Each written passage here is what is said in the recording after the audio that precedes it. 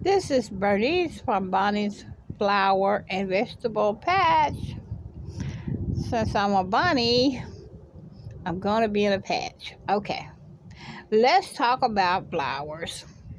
Here are some sweet peas that I just finished planting. The one video you saw with my granddaughter, it turned out pretty good. But she's not the best planter, so I had to go redo it. I put a couple of more in here. I don't want to put too many in here because they're going to grow a lot bigger than they look. So I think this is about enough. Over here, you want to say hello, George? There's George. George! George, kitty. He won't say hello. Say hello, George! George's not the one that wants to be a boy. That is Earl. He's just George. Okay. His real name is George Washington Martin, but he has George. Okay. Here are some more flowers. These are marigolds, and these are morning glories that I'm going to put on my poles on my front porch. I have 4 of these, and I plan to run flowers up each one. Okay, I got marigolds over there, and I've got some carrots, and I believe some more sweet peas. I'm not sure because the label fell off, but they look like peas. I'm going to give them a few days because I don't want to mix plant and be harvesting flowers. All right. But anyway, I had to cover up my little handmade or man-made place to keep my flowers from being cold.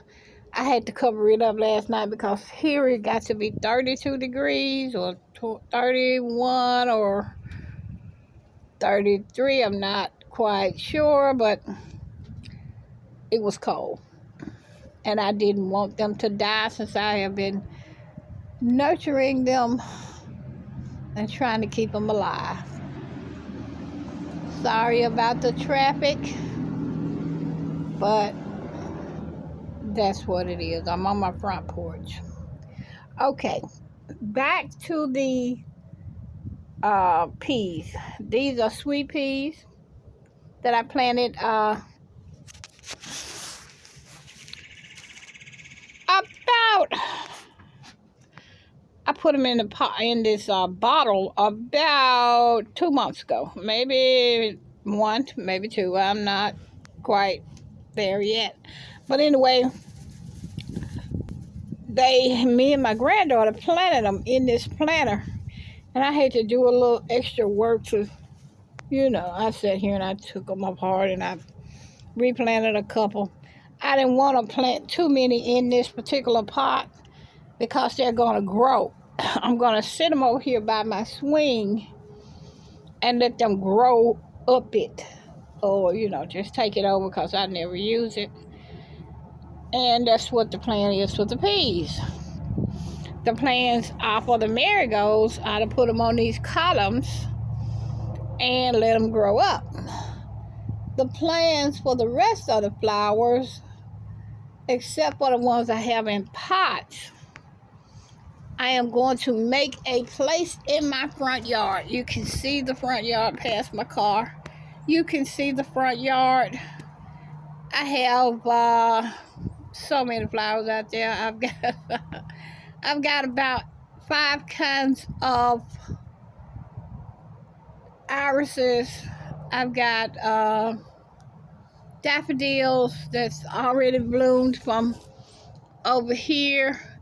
Some Tahiti treats. I have, you can't maybe not be able to see it past all of that, but I've got daffodils over there. Those are the cheerfulness daffodils that I was talking about that smell so good. Oh my goodness. I have them in the house sitting on my nightstand.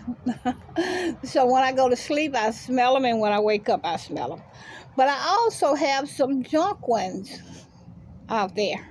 Junk ones are old old daffodils. They are small. It's a lot of them on a petal, but they're called jonquil daffodils. Okay. There's about, I think I heard somebody at a flower show talking about how many different varieties of daffodils there are. I think it's up in the thousands because people crossbreed them and change them. But those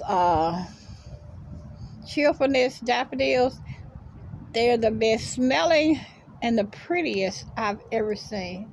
It's on one stalk, they're so, I say strong. If you can feel the stalk and know and understand what I'm saying, it's not a weak stalk. It's a strong stalk. It's firm, in other words. And it cuts well. It has 3 beautiful flower buds on the end of it. And it's, you just, it has a yellow center and white or beige around it. Look at my video before this one and you'll see them. That's my grandson videoing, and he was trying to sing a song or do something to that effect. But like I said, I had let's say 70 or 80 of them. I planted some, and I have areas, like I said, that didn't have any other place to plant them, so I planted them here, I planted them there, I put 1 over here and 3 over there, and so they'll sometimes just show up. And so when they show up, right now what I'm trying to do is I'm trying to dig them up. I'm thinking about selling my house. I have a lot of things I'm trying to sort out, and Earl wants to say hello. Hello, Earl.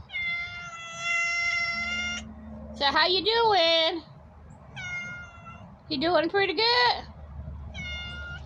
Well, what you doing today? Do you want to be a boy today? You like being a boy, don't you? I mean, you want to really be a boy, don't you? All right, that's okay. Well, let's cut. Hey, Earl, go on and do what you're doing. Earl is my cat. We're writing a book. A children's book called Earl Wants to Be a Boy. And we're trying to get it illustrated. My granddaughter is a very good illustrator. And between what she's doing in school and all her other activities, we trying to hold her down to illustrate George, because he's going to change so that he can be a boy. He's going to do it, but he's not going to like it. Earl, on the other hand, said he just liked being a cat. Anyway, I'm getting away from the flowers. But that's about it for today. I'm going to sit here and put some more flour, a couple of more peas in here, and wait on my grandkids to come home from school. Then we have a project. We have something I picked up side the road. I'm going to call it a dumb decision. I picked this up side the road, and this man told me, you don't want it because it's going to be awful. And I said, is it a flower? He said, yeah, it's a bud. Oh, my goodness. This thing spread it and climbed and climbed and spread it. And it has taken over. I have a white rose bush that I have had for 21 or 2 years. I got it from an old lady's house that was maybe 80 years old. So we're going to calculate that bush at 100 years. All right. And it has taken it over. So this year it didn't bloom. It blooms long stem white roses. The best I've ever smelled. So my project last summer, I was a little lazy. Had a couple of things going on. So I didn't take the opportunity or didn't get out here and do it. Because if you hire other people to do your garden or you cut your grass even, I have experienced, they cut down my flowers. I had some peonies And I've got one coming up now over here by a magnolia tree. And every gardener I get, or every yard person I get, seem to cut that flower down. I'm walking the yard now trying to figure out where it is, and as soon as I do, I'm going to instantly dig it up. I got that from a friend of mine's great aunt. The house was about to fall down. I think it was a 1940 or 30 house, and they had been there since the 30s or the 40s. And I got the flower, and now I am so upset at myself for not putting it in a pot in the first place.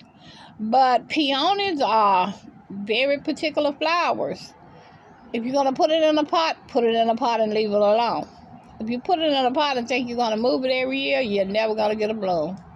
But if you just put it in a pot like I did this one down here, it blooms every year. Since the first year I bought it. I bought that one, which is rare for me. But anyway, I am going to close this video off because I'm way into the video. I would like you to subscribe and ring the bell and ask me a question. I am not a educated gardener from school, but I read and I read and I do. So I know a lot about flowers.